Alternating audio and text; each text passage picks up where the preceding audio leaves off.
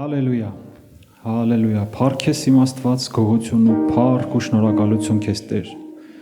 Մեր գողությունն ենք հայտնում քեզ այսօրվա, այս վայրկյանի համար, այս ժամանակի համար, Տեր, որ ունենք հնարավորություն։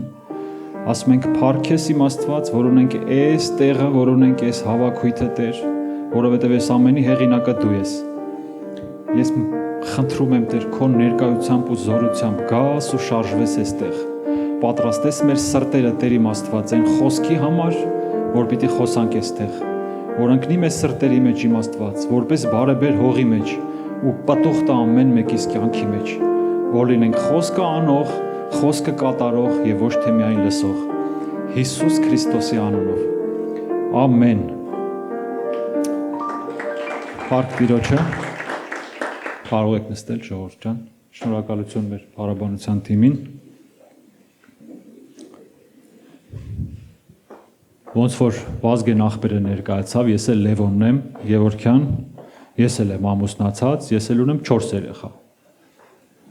Այս 3 տղա ունեի, վերջում մի հատ էլ աղջիկ ծնվավ մեզ, վերջին աղջիկ եղավ։ Փառք Աստծուն ձեր համար։ Ուզում եմ ասեմ, դու երանելի մարդ ես, որ ունես նման հնարավորություն, որովհետև այնտեղից, որտեղից որ ես եմ գալի եկեղեցի, շատ հեռու է։ Ես մոտավորապես, սա գլուխ գովալու համար չեմ ասում, մոտավորապես 120 կիլոմետրի չափով քշում եմ, որ գամ եկեղեցի, այնպես որ փառք Աստծուն, որ ունես այս հնարավորությունը, որ կարող ես գաս, նստես։ Մենք աղոթում ենք, որ մեր մոտ էլ նման եկեղեցի ունենանք, այնպես որ հավատում եմ Տերը հավատարիմ է։ Լսել եք այսպիսի արտահայտություն, որ ինձ թվում է լսած կլնեք, ժամանակը փող է։ Ինձ թվում է լսել եք։ Բայց գիտեք, մի պարզ ճշմարտություն կա, որ ցավոք սրտի ոչ թե ժամանակն է փող, տեսեք, ժամանակը անվերադարձ մի բան է, որ Աստված տալիս է մեզ։ Փողը դու կարաս վերականգնես, փողը դու կարաս աշխատես, բայց ժամանակը հետ չես բերի։ Ժամանակը քեզ տրվում է մի անգամ ու անվերադարձ։ Հիմա խոսալու ենք մի քիչ մեր ունեցած ժամանակից, հա։ Մի օր մի խելոք մարդ ասել է, կյանքը նման է շախմատի պարտիայի, ով է շախմատ խաղացել կամ ով գիտի շախմատ խաղալ, հա, ասում է կյանքը նման է շախմատի պարտիայի։ Ու շախմատի թագավորը, թագուհին, վեշկանները կամ զինվորականը, հա, պարտիայի վերջում դրվում են մի տուփի մեջ։ Ու ասում է, որ մարդ պիտի սրանից եզրակացություն կայացնի, որ բոլորիս վերջը մի օր գալու է, ժամանակի ավարտը։ Ինչքան էլ որ ապրենք, գալու է մի օր, որ մեր աչքերը փակելու ենք ու կանգնելու ենք Աստծո առաջ։ Ու այն ժամանակը, որ տրված է մեզ, պիտի պատասխան տանք, ոնց ենք օգտագործել, ինչ ենք արել մեզ տրված ժամանակի մեջ, հա։ Ու որ նայում ենք Աստծո խոսքով արդեն, հա, Ծննդոց գրքում, երբ որ սկսում ենք կարդալ, գրված է. Աստված սկզբից ստեղծեց երկինքն ու երկիրը ու այդպես շարունակ։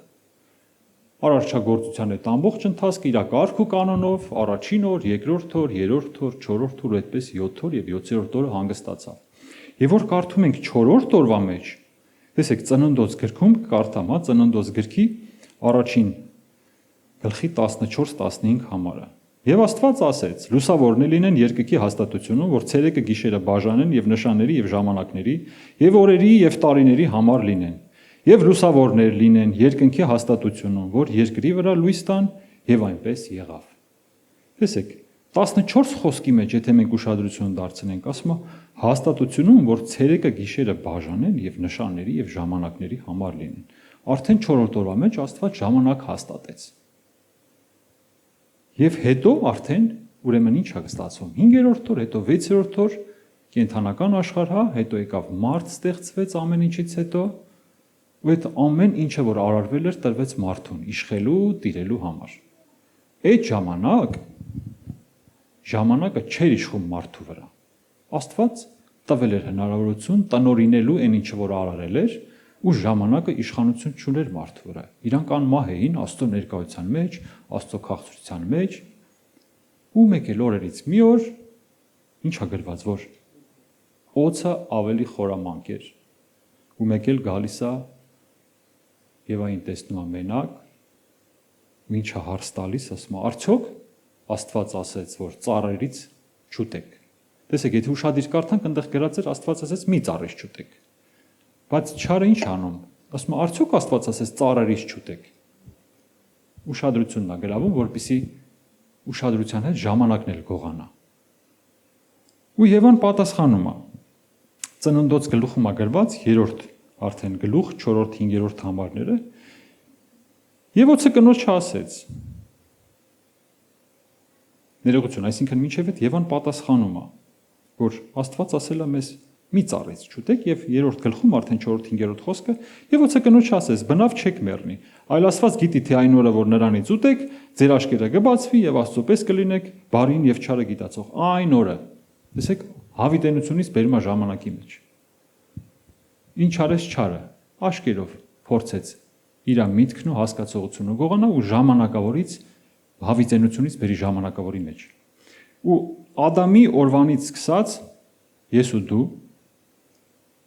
ամեն բան որոշումը, մեր ամեն մի որոշումը, մեր ամեն մի կայացրած որոշումը, մեր ամեն արած քայլը վճարվում է ժամանակով։ Ինչ որ մենք կանենք, մեզանից գնում է ժամանակ։ Ամեն տեսակ որոշում։ Մենք մեր աչքին համար տեսանելի չի, մենք ասենք, որ երբ որ սկսում ենք հասկանալ, մտածել, նոր ենք գիտակցում, որ արտահայտություն կա, չէ՞, մի կյանք եմ դրել, ենթադրենք տուն եմ կառուցել, կամ մի ամբողջ ժամանակ եմ ծախսել այս ինչ հարցի վրա։ Քո կյանքից գնացել է։ Ու դա արժեք ունի, թե չէ, նույնպես դու ես քեզ ինքդ քննում Աստծո առաջ, արժեր դա որ դու արեցիր, թե չարժեր։ Բայց այնուամենայնիվ դա գնաց քո ժամանակից։ Դա տարավ քեզանից, հասկանում ես, ու որ օրեցօր գնալով մոտիկանում ես Աստծուն։ Օրեցօր ամեն օր, երբ որ վարքյաները տանցնում ես, ու գնալով մոտիկանում ես Աստծո հետ հանդիպմանը։ Եվ ժամանակը ինչ է ստացվում մեր մոտ, այսինքն ոնց ենք արժևորում, ժամանակով ենք գնահատում մեր հանդիպումները, ժամանակով ենք պատկերացնում մեր ամեն անելիքը, հա, ու ժամանակը դա մի ռեսուրս է, որով մենք արժևորում ենք տալիս մեր անելիքներին, մեր արածներին։ Ու դրա հետևաբար Աստծուց արդեն մեզ տրվեց ինչ։ Ոչ թե արդեն մենք տնօրինում էինք ժամանակի վրա, այլ ժամանակը արդեն ազդեց ու Ադամին ասեց մահով կմեռնես։ Եվ օրեցօր սկսեց մարդու կյանքը պակասել։ Ու հիմա ես ու դու էլ որպեսի եզրակացություն ճիշտ կայացնենք ու կարողանանք ճիշտ տնօրինենք մեր ժամանակը, Աստվածաշունչը մեզ տալիս է հնարավորություն, որպեսի ընթերցելով հասկանանք։ Այն մարդիկ, որ սխալ օգտագործեցին իրենց ժամանակը, ինչ ունեցան, ու այն մարդիկ, որ ճիշտ օգտագործեցին ժամանակը, ինչ ունեցան։ Ու ստեղից հետևություններ անելով կարողանանք ճիշտ որոշումներ կայացնենք,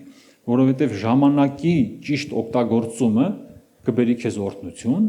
բայց ժամանակի ոչ ճիշտ օգտագործումը կգողանա քո աշխատանքը, քո հնարավորությունը, քո օրհնությունը։ Կա չէ, որ մի բան անում ես, անում ես, նայում ես, բավականին ժամանակ ես ծախսել, բայց ոչ մի բան չկա մեջտեղում։ Ոչ մի բան չես հասկանում։ Նայում ես, ասում ես՝ մի տարի, 2 տարի տանջվեցի, 3 տարի կամ մի օր կամ 10 օր, բայց ոչ մի բան չկա մեջտեղում, չես տենում ոչ օգուտ, ոչ օրհնություն, ոչ մի բան։ Ու հասկանում ես, որ անիմաստ անցավ այդ քո տարիները։ Ու ձեռքբերում չունեցար դու։ Ու ինչ է ստացվում։ Ու սա հասկանում ես, մտածում ես, այսքան ժամանակ ես ծախսեցի անիմաստ, ինչ ձեռքբերում ունեցա։ Գիտես, Աստծո խոսքը ասում է, որ ես քո առաջ դրեցի անեծքն ու օրհնությունը։ Եվ ընտրողը դու ես։ Դու կարող ես քո ժամանակը վերածել քո համար օրհնության, կարող ես քո ժամանակը վերածել քո համար դժվարության ու տառապանքի։ Ու այդ ամեն ինչը քեզանից օրեցօր գնալով պակասում է։ Հետևաբար քննելով Աստվածաշունչը, հիմա մի քանի տեղ կնայենք, հա, որպեսզի հասկանանք ոնց անենք, որ մեր ամեն մեկիս կյանքի մեջ, մեր ժամանակի, մեր այդ ամենակարևոր պարգևը Աստծուց որ ունենք, ճիշտ օգտագործենք, ճիշտ տեղ ներդնենք, հա։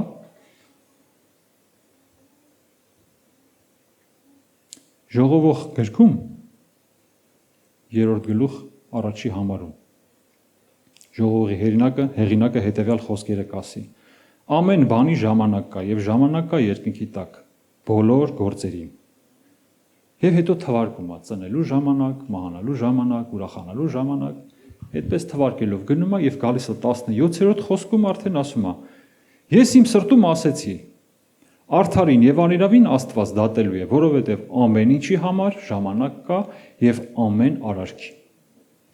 Տեսեք, Աստված այն ժամանակը, որ ամեն մեկից տվել է, կոնկրետ ունենք սահմանված ժամանակ։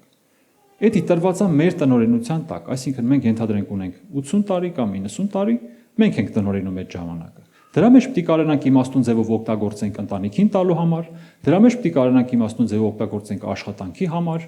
ճիշտ օգտագործենք եկեղեցի գալու համար, Աստծո գործերն անելու համար, ամեն բան մեր ձեռքում է։ Ոնց ես ծախսում ժամանակդ, որտեղ ես վատնում ժամանակդ, հա? Որտեղ ես ներդնում քո ունեցած ժամանակը, որը անգին է ու էլ հետ չես բերելու։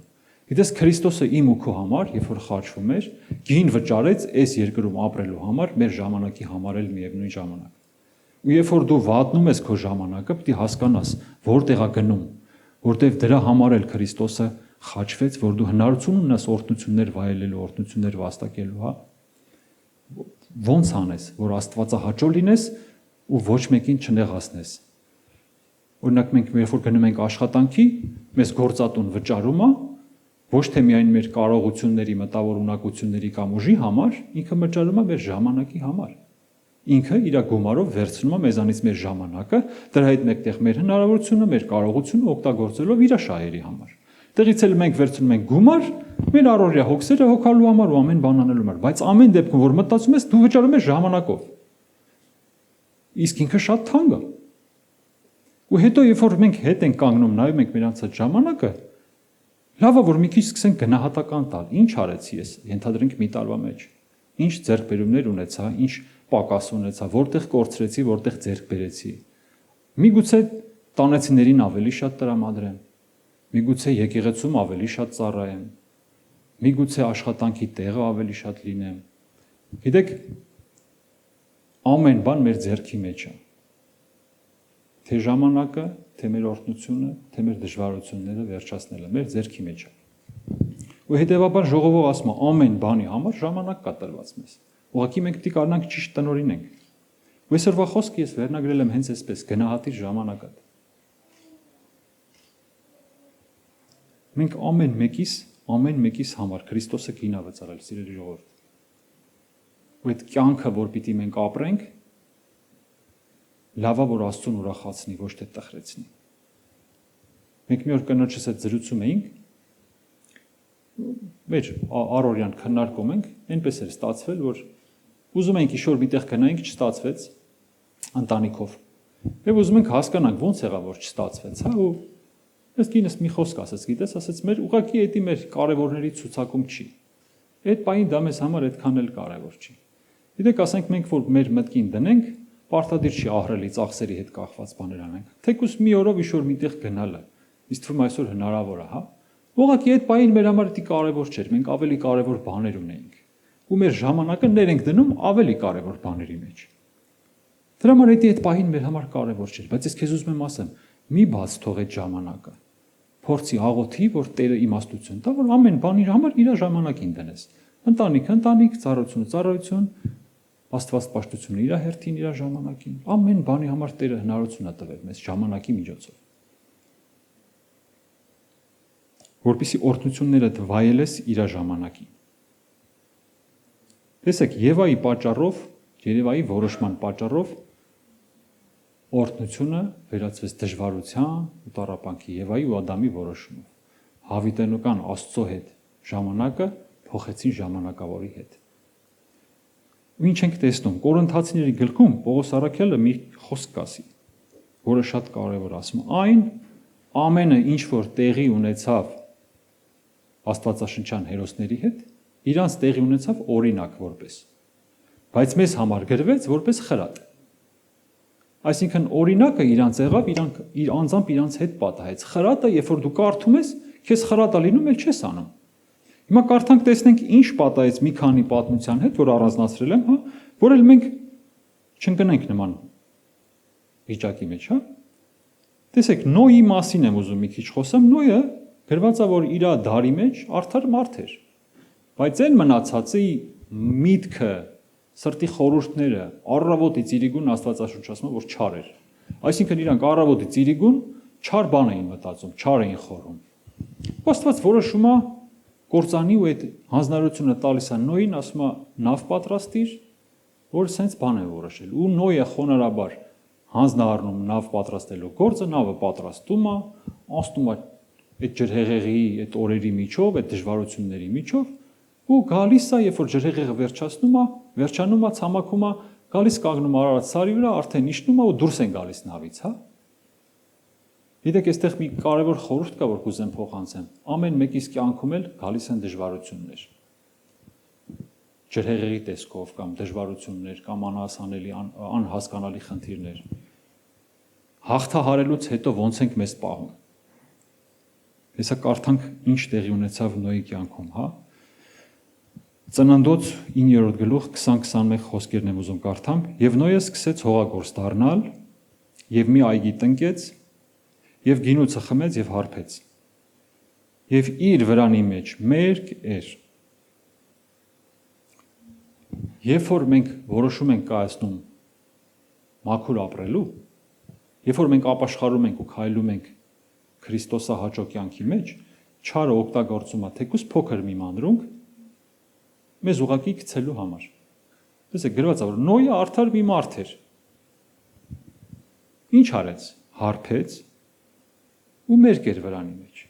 Առաջին հայացքից կարծես թե բան չի արել, չէ՞։ Չարը օգտագործելով որդուն մտնում է վրան, որդին տեսնում է հորը մերկ, որը այն ժամանակների համար խայտարակություն էր։ Գնում պատմում է եղբայրներին, եղբայրները ավելի իմաստուն են գտնվում, չեն տեսնում հորը մերկ, ծածկում են, հա, բայց Նոյը արթնանալուց հետո անիծում է որդուն։ Այն որդուն, որ մերկ էր։ Ինչ հետևանք ունեցավ ամբողջ այդ որդու սերունդը, որ նայում է Աստվածաշնչով, վերջում Սոդոմ Գոմորի պատմությունը իր սերունդն էր, որ կործանվեց։ Տեսեք, ինչ բերեց հաղթանակից հետո ոչ ճիշտ օգտագործումը իր ունեցած ժամանակի։ Մի պահ ուղղակի թուլացավ, գիտես, մի պահ որոշեց այսքան դժվարությունից հետո լավ հաղթել եմ, անցել եմ, մի պահ, մի քիչ հանգստանամ։ Տեսեք ինչ արեց իր մի որոշումը։ Այստեղ որ պատմությունը կարդում ես, կարծես թե որդին էլ ավելի շատ մեղավոր, հա, որդին էլ իր մեղավորություն ունի, բայց հետևանքը որտեղից եկավ այդ հետևանքը։ Ինչով է հարբեցնում այսօր մեզ աշխարհը, սիրելի քույր եւ եղբայր։ Պարտադիր չի դա խմիչ կլինի, պարտադիր չի դա թմրանոթ լինի, պարտադիր չի դա։ Գիտես, այսօր կարող է աշխատանքը քո ժամանակը նենց է գողանում, որ դու չես հասցնում ոչ մի բան անես։ Չես հասցնում գտնես քո օրհնությունը։ Այսօր կարող է աշխատանքը չի, մի ուրիշ բան է։ Դրա համար փորփերի գիրքը աղոթի այնքան մինչև Աստված բացի, խոսք ունենք հռչակված բաց հաշկերի տարի, որ տեսնես որտեղ է քո օրհնությունը ու որտեղ է այն գողը, որ գողանում է քո ժամանակը, որտեղ ես վատնում, որտեղ պիտի թողես դե ու գաս օրհնության դաշտ։ Գիտեք, մի պատմություն կպատնեմ իմ կյանքից։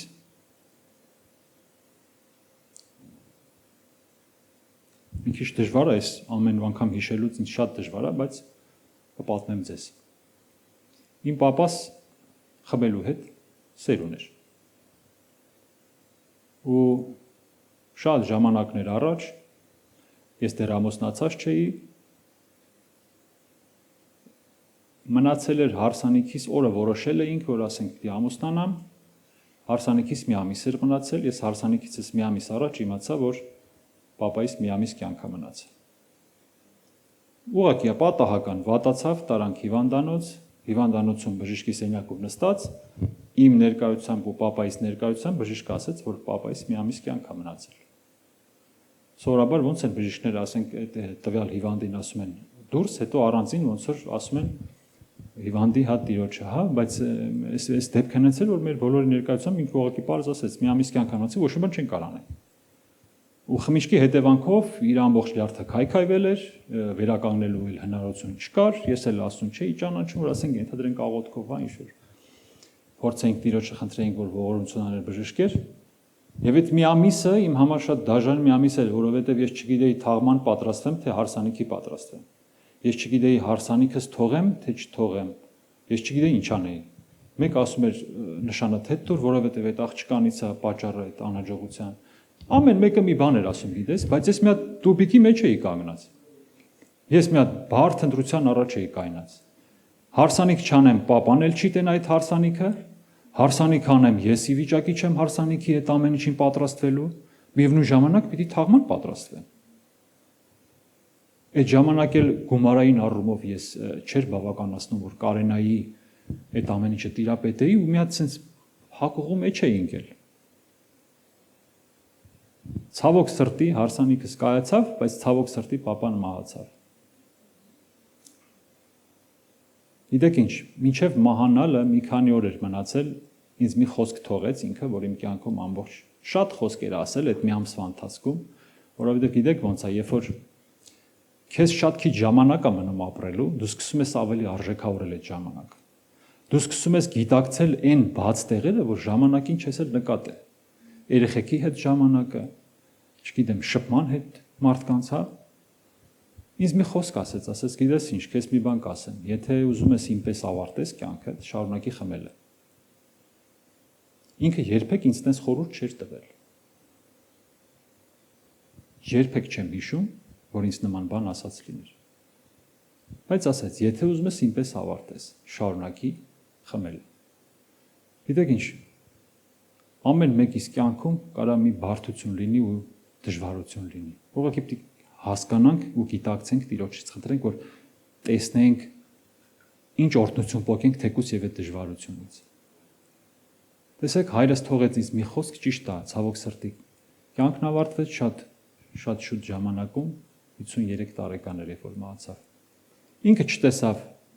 իմ երեխեքին, ես 4 երեխա ունեմ, ոչ մեկին չի տեսա։ Ինքը չտեսավ իմ հաջողությունները, ինքը չտեսավ լիքը բաներ, որ պիտի տեսներ։ Չօգտագործեց այն մնացած իր ժամանակը, որ ուներ։ Ուղղակի իր որոշման հետևանքներով ունեցավ շատ դառը ու դաժան հետևանք, որից դուժեցինք նաև մենք։ Գիտես, ես մի փոքր իմ կյանքից հատված պատմեցի, որպեսզի ձեզ էլ օրինակ լինի, հա, օրինակ ինչ եք անում դուք։ Որտեղ եք օգտագործում ձեր ժամանակը։ Ինչի չտեսնեին իմ երեխեք օրինակ իրանց պապիկին կամ ինչի իմ papan չտեսներ իր թոռներին։ Ինչի համար։ Մի խմիչքի համար։ Ուղղակի գիտես ինչ, հաճելի է, ժամանակը նստում ես, խոսում ես, զրուցում ես, հա, ես էլ ժամանակին սիրել եմ այդ հավաքույթները, տղաներով երբ որ նստում ենք, հաց ենք ուտում, դե ինչա։ Գինիա կամ օղիա խմում ենք, հա, ժամանակ ենք հասկացնում։ Բայց չեմ հասկացել, որ իմ անիմաստ ժամանակ էր տանում ինձանից, որ ես կարամ այդ ժամանակը ծախսեմ Աստծո արքայությունը կառուցելու համար։ Որ ես կարամ այդ ժամանակը ծախսեմ Տիրոջ տան մեջ ծառայելու համար։ Ինչի գնամ հարբեմ, հետո էլ քնեմ, գլխացավով զարթնեմ, չհասկանամ ոնց անցավ, խի անցավ, ինչի համար։ Որ հետո էլ անցնի ժամանակներ, իմ երեխեքն էլ տենան ինձանից օրինակ վերցնել, իրանք էլ այդպես անեն, հետո էլ իրանց կյանքը կործանվի։ Ես այդ օրը որոշում կայացրեցի, որ այն ինչը որ քանդեց իմ ընտանիքի կյանքը, ես իր հետ էլ անելիք չունեմ։ Հիմա ամեն մեկս էլ այստեղ նստած կարանք մեր համար եզրակացություն կայացնենք։ Ես պատմեցի խմիչքից մի պատմություն, որ մեր ընտանիքում ազդեցություն թողեց։ Դու կարաս տեսնես ինչն է, որ քո ընտանիքում ազդեցություն է թողում վատ։ Այսօր վերջում կաղոթենք, թող Հիսուսի անունով քանդված լինի այն ամեն դժվարությունները, որ բերում է չարը քո ժամանակը գողանալու համար։ Ու թող գայ Տիրոջից իմաստություն։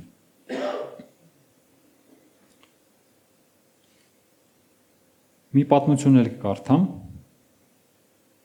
Գիտեք ինչ, մի թագավորի մասին եմ ուզում կարդամ, որ մի ընտրության առաջ կանգնեց ու ունեցավ ժամանակ Աստծուց։ Այս թագավորի մասին Աստվածաշունչը գիտեք ոնց է նկարագրում։ Դավիթի հետ է համեմատում։ Եզեկիա թագավորի մասին է խոսքը, Եզեկիա թագավորի մասին Աստվածաշնչում գրված է Մնացորդաց գրքում, Թագավորաց գրքում ու նաև անդրադարձել է Եսայիա մարգարեն։ Ասում է, ոնց որ Դավիթն էր Աստծո առաջ քայլեց, նաև Եզեկիա թագավորն էր։ Ու Եզեկիա թագավորի պես ոչ իրանից առաջ եղավ, ոչ էլ իրանից հետո։ Այսինքն մի Դավիթն էր, մեկ էլ Եզեկիան էր, որ Աստծո առաջ մաքուր քայլեց։ Այսինքն ուրիշ կուրքերի չպաշտեց, ուրիշ չաստվածների չպաշտեց, հա, մաքուր կանգնեց, ուղղակի ունեցավ փոքրիկ սխալներ, որի մեջ սխալները նայելու ենք։ Ոնց վարվեց, ինչ արեց ու ինչ տեղի ունեցավ, հա։ Եվ ես կկարդամ Եսայիա մարգարեության 38-րդ գլխի 1-ից 5 համարները։ Այն օրը հիվանդացավ Եզեկիան մերձի մահ,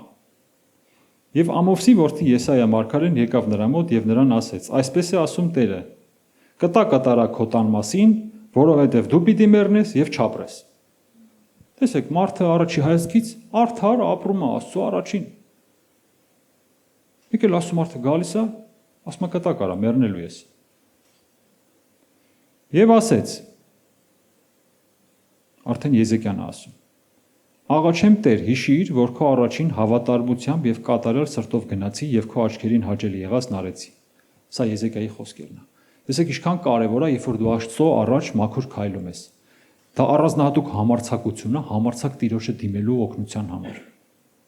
Երբ որ դու Հովհաննես առաքյալն է, թե չեմ սխալվում, իր թղթերի մեջ գրում է, եթե մեր սիրտը մեզ չմեղադրի, մենք համարձակ կկանգնենք Տիրոջ առաջ ու կխնդրենք այն ինչը որ մեզի պետք է։ Եթե հիմա մենք ամեն մեկս մեր հետ ներսում անկեղծ լինենք, գտնենք ինչ-որ մինուսներ, հա, որի համար ամաչում ես Տիրոջից ինչ-որ մի բան խնդրես։ Առաքյալն ասում է, եթե համարձակություն ունենանք մեր սրտի մեջ մեր հետ անկեղծ լինենք, եթե ոչ մի բաց չգտնենք, համարձակ կկանգնենք Տիրոջ առաջ ու կխնդրենք։ Տեսեք, Եզեկիան ասում է, եւ ասեց, աղաչեմ Տեր, հիշիր քո առաջին հավատարմությամբ եւ կատարյալ սրտով գնացի։ Ինքը գիտի իր ներսը, գիտի որ Աստծո առաջ մաքուր եղի ու խնդրում է Աստծուն։ Քո աչքերին հաճելի եղած նարեցի եւ Եզեկիան մեծ լացով լացավ եւ Տիրոջ խոսքի եղավ Եսային ասելով. գնա եւ ասիր Եզեկիային, թե այսպես է ասում Տերը, քո հայր Դավիթի Աստվածը, քո աղոթքը լսեցի, քո արտասունքը տեսա, ահա ես պիտի ավելացնեմ քո օրերի վրա 15 տարի։ Տեսեք, 15 տարի ժամանակ տվեց։ Կյանք տվեց։ Հիմա կտեսնենք ինչ արեց, հա? Ինչ ընտրություն կայացրեց, ինչպես ապրեց այդ 15 տարում։ Ու այս 15 տարին, եթե հիմի գանք մեր ժամանակներ, պատկերացրեք, եկել ենք ապաշխարել ենք։ Սպիտակ էջով կյանք ա տվել Քրիստոսի այրան զորությունով նոր կյանք։ Ինչ ենք անում մեր ժամանակի հետ։ Ունենք ժամանակ ապաշխարելուց հետո Աստծո առաջ քայլելու համար։ Ոնց ենք օգտագործում այդ ժամանակը։ Ոնց ենք օգտագործում մեր օրերը, ինչ որոշումներ ենք կայացնում։ Մեծ հաղթանակ առողջացավ, 15 տարի կյանքուն ավելացավ, ու մեկ էլ գիտեք ինչ ա գալ, այդ ժամանակ երբ որ հաղթում ես ու գալիս ա մի հատ նոր, վտանգավոր կողքից հարձակումներ չունես, մի տեսակություն հանգստանաս, հա։ Ես հիշում եմ բանակում մեզ, ովքեր որ բանակում ծառայել են, կհասկանան։ Մենք երբ որ դիրքեր էինք գնում, մենք մեր հագուստը չէինք հանում, բացինկաները չէինք հանում, ուղղակի զենքը կախում էինք, որտեղ որ պիտի կախեինք, այդպես քնում էինք, 2 ժամ պիտի հանգստանանք, մենք հագնված էինք քնում, որ տագնապելներ, մենք էլ ժամանակ չծախսեինք հագնվելու վրա, միանգամից արագ արձագանքեինք տագնապին։ Հոգևոր կյանքում, եթե հաղթանակ ես ունենում, պետք չի սենց գիտես, հաղթեցի ու հանգստանաս, հանգստանալ չկա։ Աստծո խոսքն ասում է անդադար աղոթք արեք։ Անդադար աղոթքը չի նշանակում բան ու գործ թողես ամեն օր աղոթք անես։ Մտքովդ անընդհատ Աստծո հետ կապված լինես։ Գործ ես անում Աստծո հետ ես, աշխատում ես Աստծո հետ ես, գնում ես տուն Աստծո հետ ես, նստում ես տրանսպորտ Աստծո հետ ես, գալիս ես եկեղեցի Աստծո հետ ես, մտքով անընդհատ քեզ պահի իր հետ։ Աստծո խոսքն ասում է գիշեր ու ցերեկ քո աչքերից չհեռանա։ Խոսքը քննիր, խոսքը զննիր, թող գիշեր ու ցերեկ չգնա։ Մի խելացի մարդ ասում է որ մտքի պարապությունը շին հրապարակա սատանայի համար։ Եթե քո միտքը պարապա, ոչ մի բանով զբաղված չի, սատանան սկսում է կառուցել մտքեր իրան հաճելի, որ կամաց քեզ տանելու է ոչ ճիշտ տեղ։ Կամաց գողանալու է քո ունեցած հնարավորությունը, որ պիտի օրհնվես Աստծուց։ Գողանալու է այն հնարավորությունը, որ քո ժամանակը ներդնես Աստծո տան մեջ։ Դրա համար շատ կարևոր բան է ժամանակի ճիշտ օգտագործումը։ Տեսեք ինչ կատարվեց։ 15 տարի հնարավորություն ունեցավ Եզեկիան ապրելու։ Եվ Եսայա մարգարեության 39-րդ գլխում, որ հիմա կկարդամ առաջի համարից, այն ժամանակ Բաղադանի որդի Մարովդակ Բաղադանը, Բաբելոնի թագավորը, մի քիչ դժվար անուններ է, նամակինք եւ ընծաններ ուղարկեց Եզեկիային, որ լսել էր, թե հիվանդ էր եւ առողջացել էր։ Եվ Եզեկիան ուրախացավ նրանց վրա եւ ցույց տվեց նրանց իր գանձերի տունը, արծաթը, ոսկին, խնկամանները, պատվական յուղերը եւ իր զենքերի բոլոր տունը եւ ամեն ինչ որ գտնվում էր նրա գանձարաններում, մեկ բան չմնաց, որ Եզեկիան ցույց չլիներ տված նրանց իր տանը եւ իր բոլոր թագավորությունը։ Այն ինչը որ իր հայրերն էին կուտակե, այն ինչը որ ինքն էր կուտակե, ընծաներ էր ուղարկե Բաբիլոնի թագավորը, առողջացել ես։ Ու մարդիկ էր ուղարկե նամակներով, հա, ինչ արեց։ Փոխանակ պատմեր առողջացնողի մասին, իր հրաշքի մասին, ցույց տվեց, տեսեք ինչ ձեռքբերումներ ունեմ ես, ինչ հարստություն ունեմ ես։ Օհո, մի ուրիշ տեղ գրված է, որ հպարտացավ Եզեկիան։ Իր ունեցվածքով, իր ձեռքբերումներով։ Գիտեք ինչ, մի պահ եկավ խաղաղության մեջ, Աստծո հետ կապը կտրվեց, իր ձեռքբերումները սկսեց տեսնել։ Ու մոռացավ, որ վերևից էր, Աստծոց էր ամենակարողի ամեն հաղթանակը։ Ժողովող հեղինակը իր խոսքերից մեկում կասի աղոթքի տեսքով. Ինձ որոշված հացով կերակրիր ինձ, չլինի թե հարստանամ ու քեզ ուրանամ ասեմ ով է Տերը, կամ չլինի թե աղքատանամ ու քո անունը արատավորեմ։ Տեսեք, գիտակցել էր, որ կարաս հարստության մեջ կամ լիության մեջ, հանգստության մեջ մեկ էլ մոռանաս, որ այդ ամեն ինչի Տերը Աստվածն է։ Դավիթ թագավորը ավելի խելացի բան ասում։ Զոհաբերության ժամանակ, երբ որ հավաքում են այդ ամեն ընծաները, ասում է. ինչ որ ունենք քեզանից է։ Այն ինչը որ քեզ տալիս են քեզանից է։ Մեզի ոչ մի բան չկա։ Ժողովուրդ, այն ուժը, այն շունչը, այն կարողությունը, որ քո մեջ կա, այն ընտանիքը, որ դու ունես, այն տունը, որ դու ունես, այն ձեռքբերումները, որ դու ունես, ամեն բարի բան քո կյանքի մեջ Տիրոջից է։ Ու հետևաբար երբեք մի դադարի փարտալ Աստծուն։ Իսկ այն մնացած ոչ ճիշտ բաները մեր կյանքի մեջ մեր որոշումներից է։ Մեր իսկ կայացրած որոշումներից է տեղի ունենում մեր կյանքում։ Որտեղ ես ներդնում քո ժամանակը։ Դրանից էլ գալիս է սխալ հետևանքներ, որ մի քիչ անկեղծ լինես ինքդ քո հետ քննես, քեզ կտեսնես, որ լիքը տեղեր բաց թողումներ ունես, հա։ Ու ուղղակի գիտես ինչ մեծ հնարավորություն ունենք մենք։ Բեր Տիրոջ առաջ ասա Տեր, այստեղ սխալվել եմ։ Դավիթը ոնց էր եթում էր Տիրոջ տուն անկեղծանում էր։ Եզեկիա թագավորը եթե ամբողջ պատմությունը կարդակ, ինքը մի տեղ կա, երբ որ հարձակվում են պետության վրա, ինքը ամբողջ ժողովրդին ասում է հանգարց մի բար թշնամիների հետ չխոսակու այդ նամակները վարքաբեգող պետությանը ու Աստծուն, ասում է գնաց Տիրոջ տուն, նստեց ու փռեց նամակները Տիրոջ առաջ, ասես Տեր դու տենում ես այս հարձակման վտանգը, դու տենում ես, որ մենք հիմա չենք կարա իրանց հետ կռվենք, որտեղ Ասորեստանը այն ժամանակ մեծ ու հզոր երկիր էր, դու որոշի ինչ անես, տար փռի Աստծո առաջ քո խնդիրները, ժամանակը դիրաղոթքի մեջ փռի Տիրոջ առաջ քո կարիքը, քո խնդրի լուծումը իրանից սպասի, ու կտեսնես, եթե ժամանակին չթուլանաս։ Եվ հետևանքը տեսնենք ինչ կատարվեց, հա։ Եվ Եսայան կարդում եմ արդեն 5-րդ խոսքից, հա։ Եվ Եսայան ասեց Եզեկային. լսիր զորած Տիրոջ խոսքը, ահա օրեր կգան, որ ամեն ինչ որ կա քո տանը եւ ինչ որ գանձեցին քո հայրերը, մինչեւ այսօր պիտի տարվի Բաբելոն։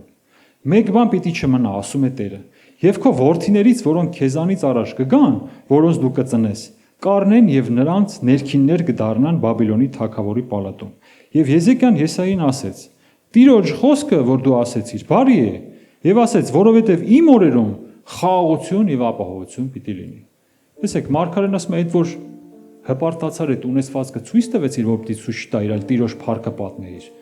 Դրա համար սենց բաներ ալելու, որդիներիդ գերության կտանեն, էս կլինի, այն կլինի։ Ասում է Տիրոջ խոսքը բարի է, իմ օրերում կարող է խաղաղություն լինի, հա։ Ինձանից հետո թեկուզ ջրհեղեղ, ինչ ուզում է լինի։ Գիտեք ինչ կարող աներ։ Ոնց որ, երբ որ իմացա, որ պիտի մահանա, ոնց որ ապաշխարեց ու արցունքով աղոթք արեց, նույն ձև ես մտածում եմ, կարար գար Տիրոջ առաջ ասեր Տեր ողորմա։ Տեր ողորմա որդիներիս կյանք տուր, թող չթան գերության մեջ, իմաստություն տուր խոսքիդ, որ հասկանան, ոնց որ ես քայլեցին, հենց էլ իրանք քայլեն։ Ինչ արեց, ասում է, թե ինձանից հետո ինչ ուզում ալնի։ Տեսնում ենք, հա, հետևանքը։ 15 տարի ուներ ճիշտ ապրելու։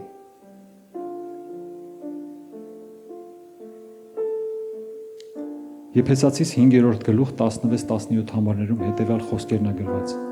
Այլ ինչպես իմաստուններ գնեք ժամանակը, որ օրերը չարեն։ Հետո 17 համարում ասում է. նրա համար մի լինեք անմիտ, այլ իմացեք, թե ինչն է Տիրոջ կամքը։ Ասեք ասում է իմաստունի պես գնեք ժամանակը։ Այն ինչ որ դու ունես, քեզ տրված Աստծուց, դա մի անվերադառնալի պարգև է ժամանակի տեսքով։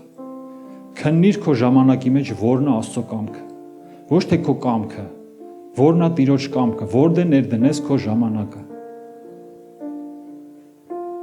Գիտես, դու կարաս առավոտից իրիկուն եկեղեցում լինես, ընտանիքի ժամանակ չտրամադրես, մտածելով Տիրոջն ես լավություն անում, բայց Տերը քեզ ընտանիքի համար էլ ժամանակ տվել։ Դու կարենաս պահես ամեն բանը ճիշտ իր տեղում։ Տերը երբեք քեզ չի ասի, գիտես ինչ կա, թող բախտիքը մահաճույքին, հա, բախտ բառը մի քիչ սխալ բառ է, քո ընտանիքը։ Չէ, դու պիտի կարենաս ճիշտ աղոթքով ճիշտ տեղում լինես։ Տիրոջ տանը մեջ, ընտանիքը ընտանիք, գործը գործ։ Պիտի հասկանաս ճիշտ կշերքի վրա դնել քո ժամանակը։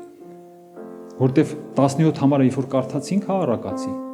ասում է վերջում ամեն բան Տերը բերելու է դատաստանի առաջ։ Ինչ ենք պատասխանելու։ Ես մի որոշում ունեի, որ չեմ քնելու մինչև աղոթք չանեմ։ Եվ ոնց որ մի քիչ վերևում ասեցի, երբ որ դու որոշում ես կայացնում արդար ապրելու, Աստվածահաճո ապրելու, չարը մի հատ տեղ է ման գալի։ Ուղղակի մի բաց, մի փոքր տեղ, որ քեզ թուլացնի։ Ու մի օր շատ հոգնած գործից եկա։ Ասի Տեր շատ հոգնած եմ, կլինի քնեմ։ Ես ու իմ Աստված խոսում եմ։ Ու սենց պարկեցի, աշկերս կամաց փակվում էր, արդեն դե մոռացել է ինչ եմ խոստվել Աստծուն, որտեվ քունը շատ էր տանում։ Չգիտես ինչի ասենք, որ հեռախոսի մեջ լինեի, կարող է քունս փախներ։ Կամ խաղի մեջ լինեի, քունս փախներ։ Կամ մի ընկեր զանգեր ասեր, գիտես ինչ կա, արի ենթադրենք օդանավակայան, հա։ Քունը կմոռանայի, կեթայի կտանայի ընկերոջ օդանավակայան։ Հետո հետ կգայի, կարող է չքնեյել, տենց էլ կեթայի գործի կաշխատեի։ Բայց աղոթքի ժամանակ չգիտես ինչի ասում եմ, Տեր կլինի քնեմ։ Ինչ կարայի անել, 10 րոպե կարայի կանգնեի աղոթքի, ասեի Տեր ջան, փառքես, որ այսօր եկա հասա տեղ, որ ունեմ այս պարկելու տեղը, քնելու տեղը, ու պարկեի քնեի, կլներ աղոթք, բայց չասում եմ Տեր կլինի քնեմ։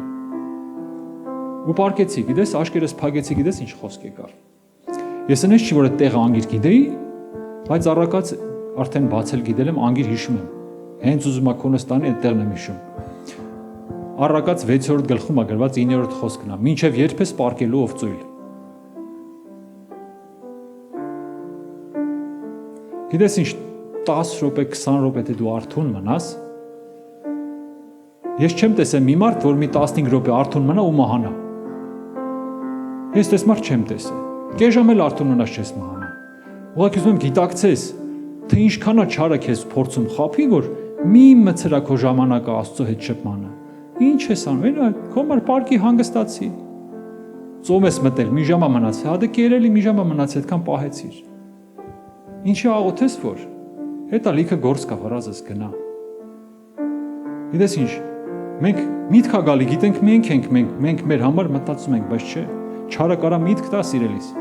Չարը կարա քեզ միտք տա քո ունեցած ժամանակը գողանալու համար, որ հանգարց չտաս Աստծուն։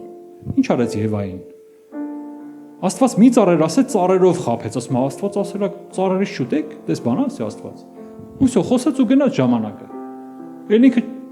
չհասկացա որ ուր եմ, ինչ եմ խոսում ես սրա հետ ես։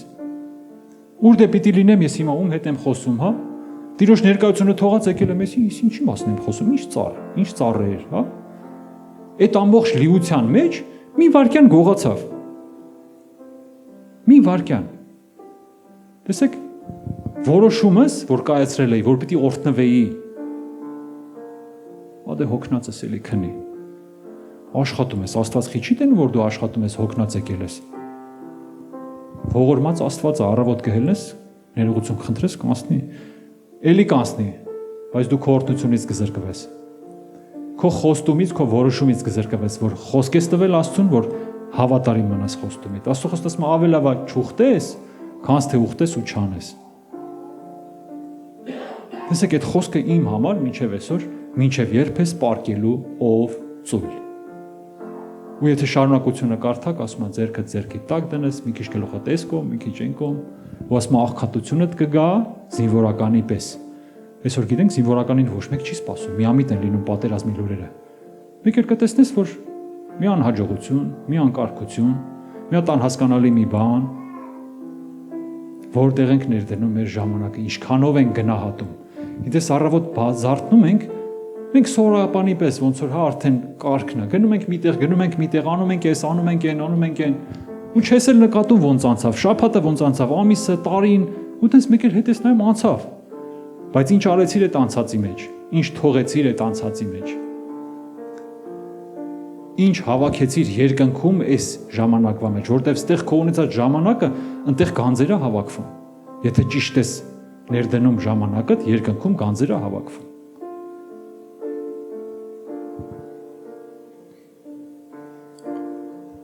Երկու առակ եմ ուզում պատմեմ, շատ կարևոր։ Մեկը Աստվածաշնչից է, մեկը տես մարդկային մտքի։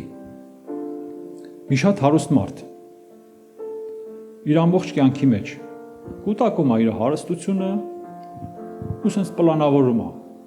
Այսօրը որ եկավ,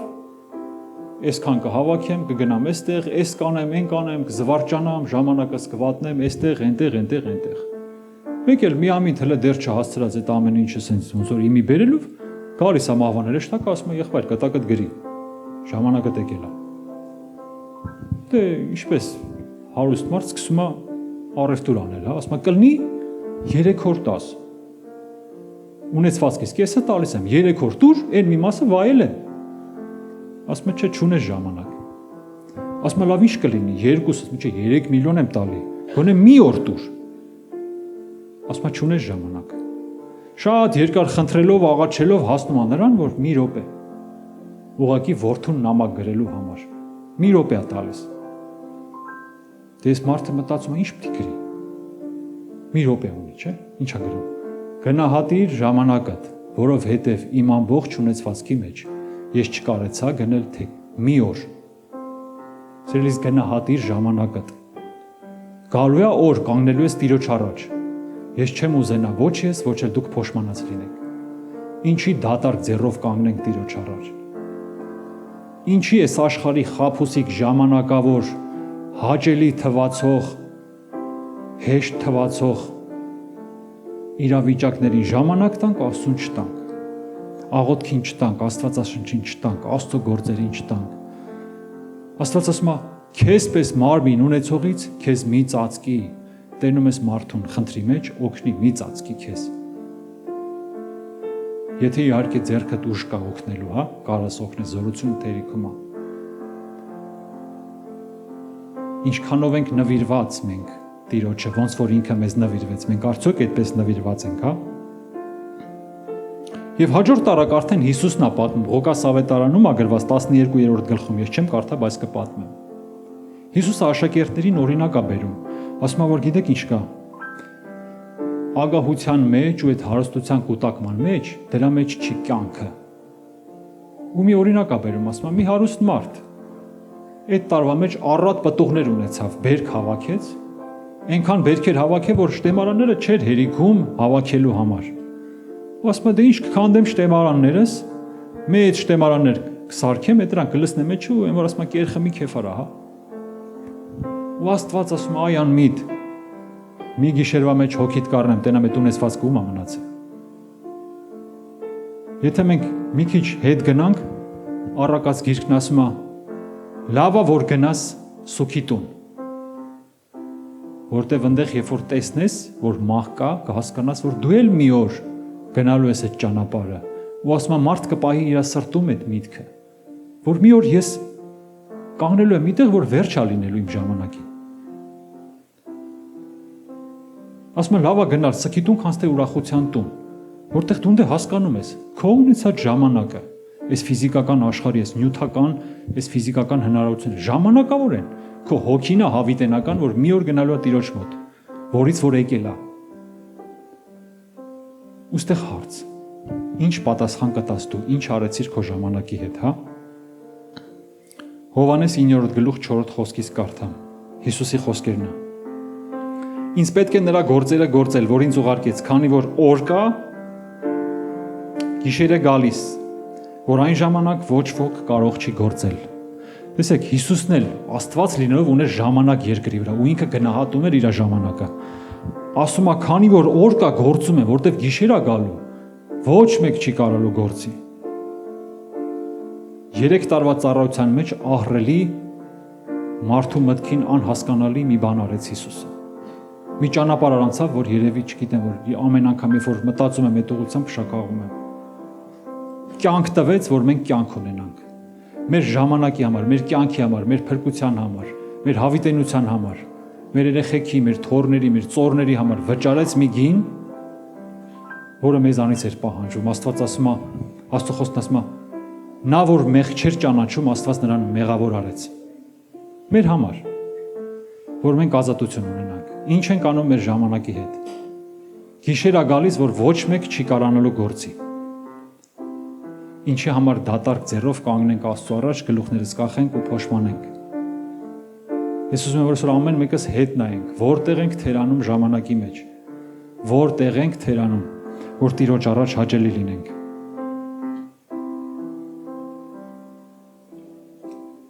Գիտես, միշտ չարը փորձում է քեզ տանի անցյալ։ Հիշեցնի քո անցյալը, քո թերությունները, բայց ուզում եմ քեզ ասեմ, Աստված անցյալում քո հետ անելիք չունի։ Աստված այսօր այս վայրկյանին է քո հետ ու ապագայում քո հետ անելիք ունի։ Անցյալ մի գնա։ Այն ինչը որ անցյալից գալիս է, դա չարից է, որ քեզ հետ տանի քո սխալների մեջ։ Նայ դու թերացար, դու սխալվեցիր, մի գնա այնտեղ։ Աստծո խոսքը ասում է, որ ես այն վայրկյանից, երբ որ դու ապաշխարության աղոթք ես անում, գցում եմ իմ մեջքի հետև ու էլ չեմ հիշում, էլ դու ես հիշում։ Եթե Աստված չի հիշում, դու ես հիշում։ Գնա առաջ, գնա ժամանակդ ներդիր ճիշտ տեղ Տիրոջը ուրախացնելու համար։ Ինչ ես հիշում։ Անցյալում տեղ չունես։ Մեր համար ապագան էլ առեղծված է, ոչ մեկս չի հասկանում ինչ կլինի։ Այսօրը Աստծոց պարգև է։ Այսօրով ապրի։ Քրիստոսն ասում է, գալիքի համար հոգս մի արեք, օրվա հոգսը բավական է։ Տես այսօրվա մեջ ինչ ներդրում ժամանակի ճիշտ կարաս անես, այսօրով ապրի։ Այսօրով ապրի, փորձի այսօր Աստծուն ուրախացնես, մի քիչ ավելի շատ, մի քիչ ավելի շատ։ Որովհետև ամեն անգամ, երբ որ մենք մեր աշկերը կբացենք, ամեն առավոտ միշտ կարաս հիշես, երբ որ աշկերդ բացում ես, երբ որ բացեցիր, երբ որ զգում ես շնչում ես, Աստծուց նոր հնարավորություն է իրան մոտենալու համար։ Աստծուց նոր հնարավորություն է ավելի իրան լավ ճանաչելու համար։ Աստծուց հնարավորություն է ավելի ու ավելի իրան մոտենալու, նմանվելու, սիրով լցվելու համար։ Սխալները տուղելու համար, այնու որ նեղացրել ես իր հետ բարեշելու համար, նոր հնարավորություն է, այդ օրը, երբ որ բացում ես աշկերդ։ Ու նաև մի վտանգավոր բան էլ կա, որ պետք է հիշենք։ Մի օրով էլ պակասում է մեր օրից, որ մոտենում ենք Տիրոջ հետ հանդիպմանը։ Համ հնարավորությունը, համ էլ պակասում է, որ մոտենալու ես ավելի Տիրոջ հանդիպմանը։ Ինչ ես անելու դու։ Կուրախանաս Տիրոջ հետ միասին, թե կտխրես։ Ինչ կանես դու։ Սա ամեն մեկս կարես հարցը իրան տա, հա։ Ես կխնդրեմ ոտքի կանգնես, վերջի տեղը կարդամ ու աղոթք կանենք, հա։ Սաղմոս 90 12-րդ խոսքը կարդամ, Աստվածաշնչում վերնագրը, եթե կարդաս, այս համարի տակ գրած է Մովսես մարդու աղոթքը։ Տեսեք ինչ աղոթում։ Սաղմոս 90 12-րդ խոսք. Սովորեցրու մեզ, որ այնպես համարենք մեր օրերը, որ իմաստուն սիրտ ընդունենք։ Մովսեսն աղոթում ասում է, սովորեցրու ինձ, որ ճիշտ հաշվեմ իմ օրերը, որ իմաստուն սիրտ ընդունեմ։ Այսինքն քեզ հաճելի բաներ անեմ իմ ունեցած ժամանակի մեջ, քեզ ուրախացնեմ։ Սիրելիս, հիմա աղոթելու ենք, որ Աստված իմաստություն տա, որ ճիշտ հաշվենք մեր օրերը։ Բացի մեր աշկերը, որ տենանք, որտեղ ենք թերանում, որտեղ է սխալ մեր ներդրումը ժամանակի, հա։ Ես այս աղոթքը շատ հաճախ կրկնում եմ իմ աղոթների մեջ, ասում եմ, Տեր, օգնիր ճիշտ հաշվեմ օրերս։ Օգնիր ճիշտ օգտագործեմ ինձ տրված պարգևը քեզանից։ Հիմա նույն բանը մենք ենք անելու։ Աղոթենք։ Հայր, գոհանում ենք քեզանից, որովհետև դու բարի ես, սիրող ես ու անկախ մեր թերացումներից անընդհատ տալիս ես հնարավորություն։ Շնորհակալ ենք քեզ, որ մեր շունչը մեր մեջ է, մեր հոգին մեր մեջ է։ Ու այս պահին, Տեր, գոհանում ու փառք ենք տալիս ու ասում ենք, կներես, եթե ժամանակներ է եղել, որ ճիշտ չենք օգտագործել ու ճիշտ տեղում չենք վատնել։ Եվ խնդրում ենք քեզանից իմաստություն, Տեր, որպեսզի տեսնենք այն տեղերը, որտեղ պիտի լինենք ճիշտ ժամանակին։ Բաց մեր աշկերը։ Եվ մենք Հիսուսի անունով քանդում ենք չարից ամեն ծրագիր մեր ունեցած ժամանակը գողանալու համար։ Ու կանչում ենք Տիրոջ իմաստությունը ամեն մեկիս կյանքի մեջ։ Հիսուս Քրիստոսի զորավոր անունով։ Ամեն։